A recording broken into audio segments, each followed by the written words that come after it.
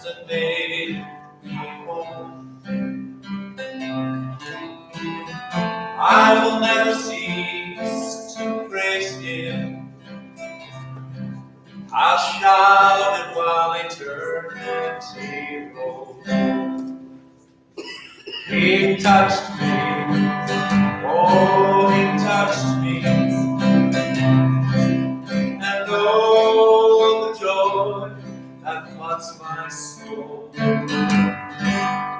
Something happened, and now I know He touched me and made me whole.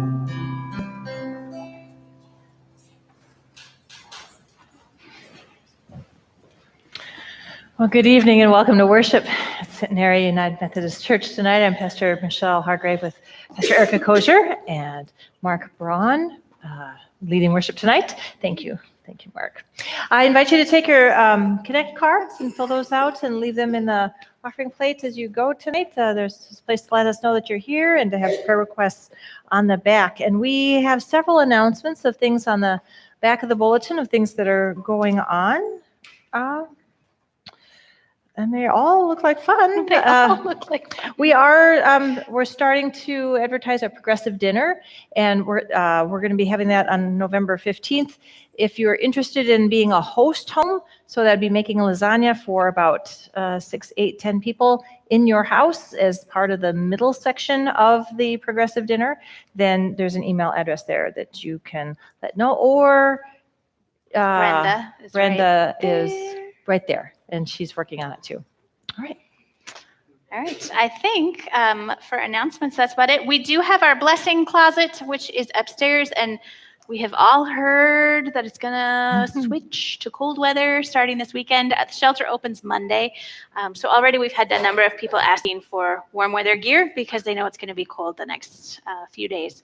So if you have coats in good conditions, gloves, hats, we're good on scarves right now. Hooded sweatshirts we desperately need. T-shirts, men's underwear, boxers, I heard today is a big need.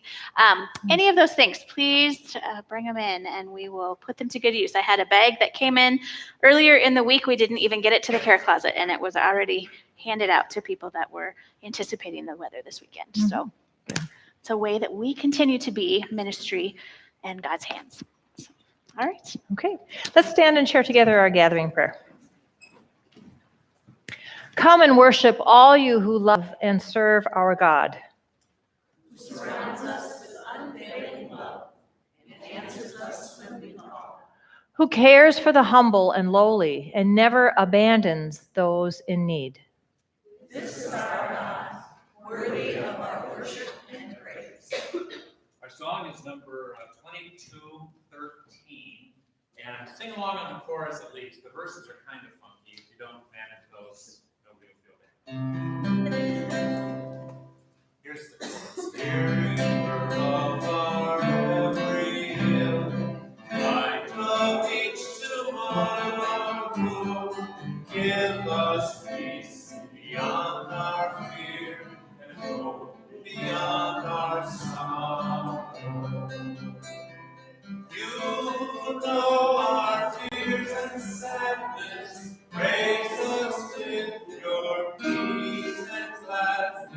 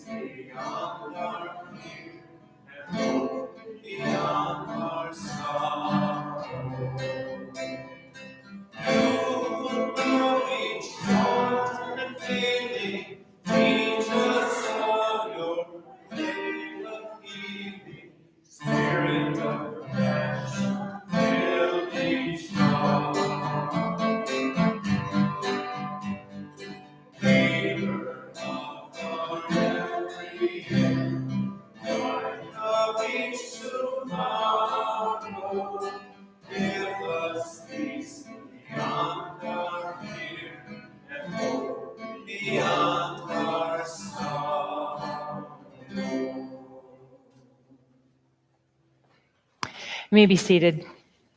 And let's share together in our litany. This is a place of safety. Here and now, the God who made the universe waits to embrace us. Here and now, we come to feel God's healing touch again. With all that we are, parts that are whole and parts that are broken, Parts that are well and parts that are sick. parts that are joyful and parts that are in pain. With all that we are, we come to worship you, O God. For you are gracious, merciful, and kind, and we long to find our rest in you.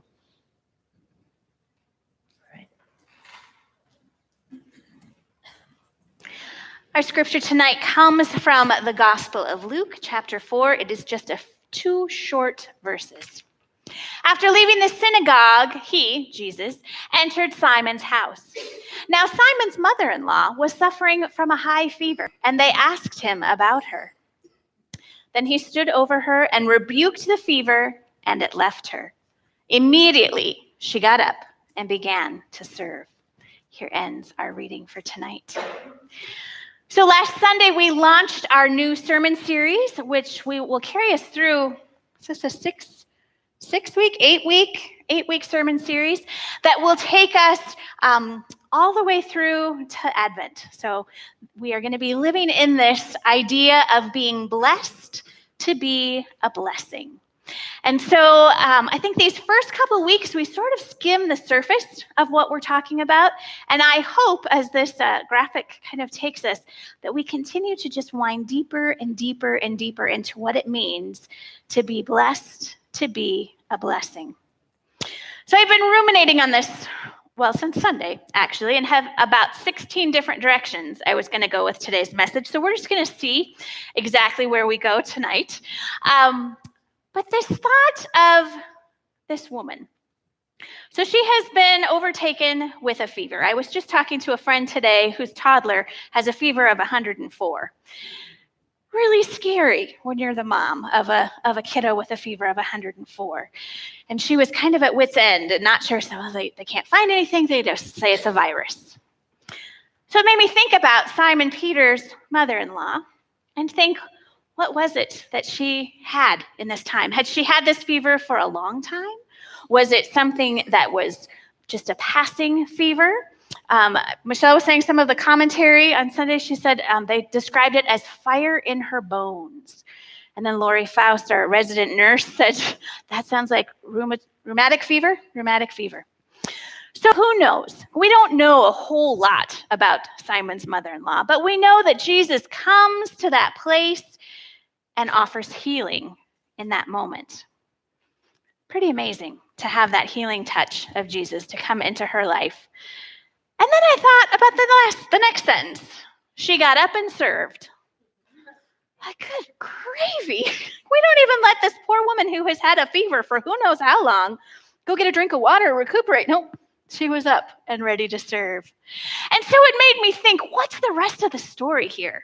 Because, of course, once we leave her, we go on, we hear more about how Jesus continues to heal, and we don't hear any more about Simon's mother-in-law. But what might the rest of the story be?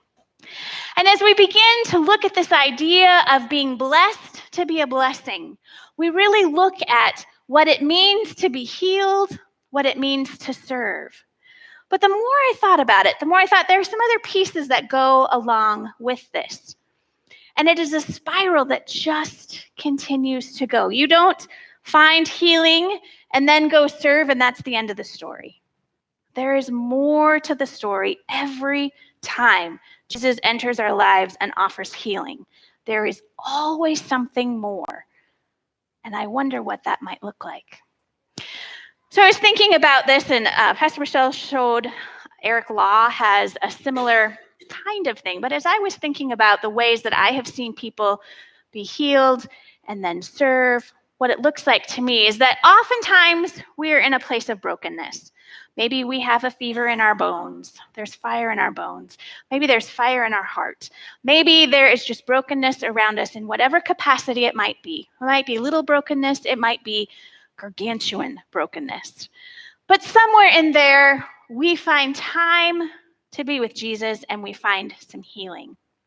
And then out of that healing, we begin to serve because this love of Jesus, this healing that we feel inside starts to bubble over and we can't help but to share it and to splash it on other people and to help in that healing movement that Jesus provides.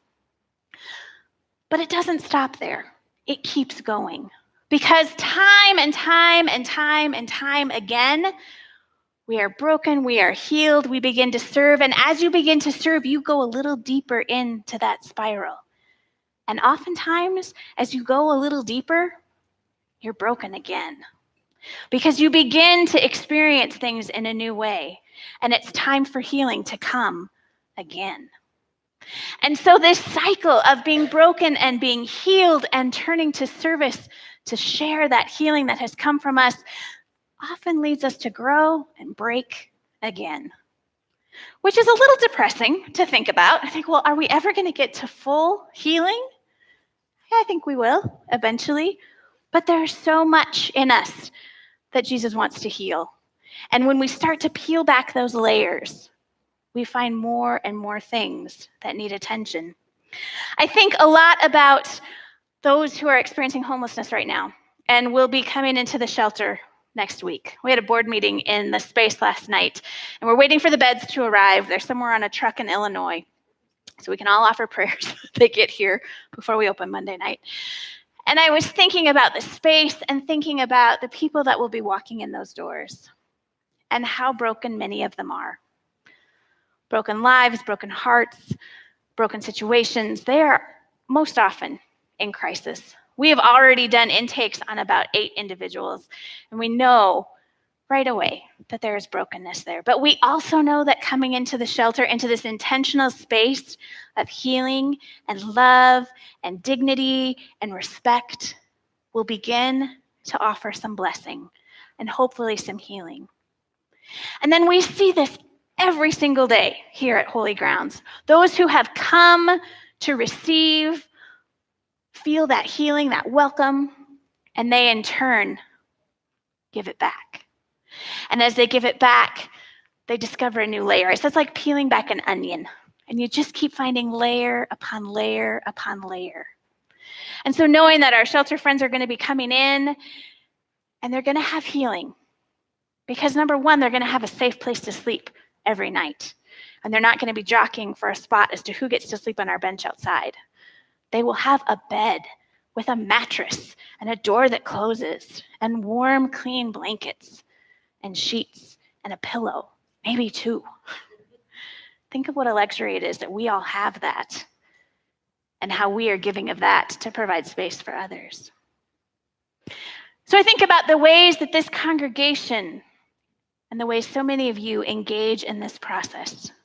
Coming here, maybe with some dents and some breaks, but being in this community, meeting Jesus again and again and again in each other, in the ways that we serve, in our music, in our word, in our communion time together, and the ways that we are all healed, and the ways that we share that healing only so we can be broken again. Because there are so many layers that Jesus is waiting to peel back in us to find that healing.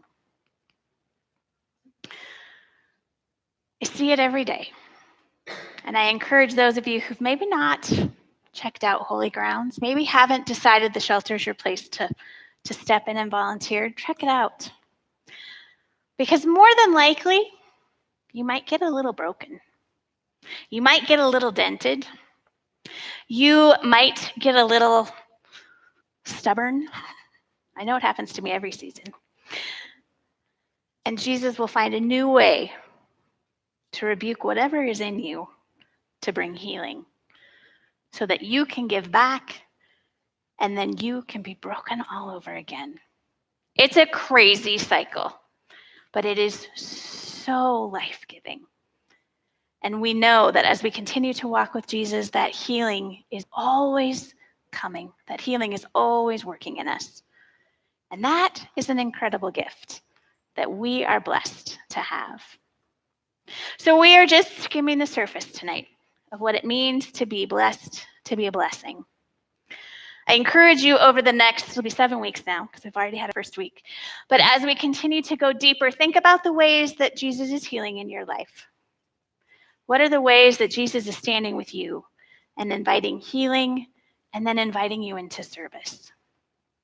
Now, sometimes when that healing happens, we might need a few minutes to catch our breath. I really hope that Simon Peter's mother-in-law had like 10 minutes to, pull herself together before she went off to serve. But remember that cycle, that we are called from our brokenness to be healed. Then we are called to give of that healing love, that balm that Jesus gives us. We give it to others so that we can be broken again and that cycle can continue and we can continue to be blessed, to be a blessing. Amen.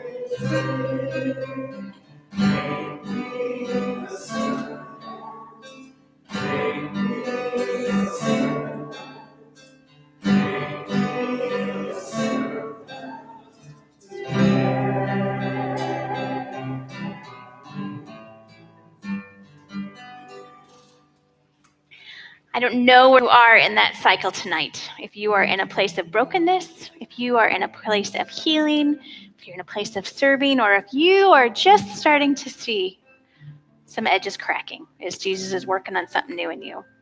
But know that you are loved, you are a beloved child of God, and as you go out tonight into the world, remember we're all in this cycle together. Support each other and love each other and be blessed and receive blessings. Amen. All right, we're going to do dismissals so everybody knows where they're going. We're going to start with our kids in Connect. So if you are in Connect 3rd through 5th graders, you are going to head with Shelly. I've just heard little rumors. I think you're in for a fun evening of fun. I have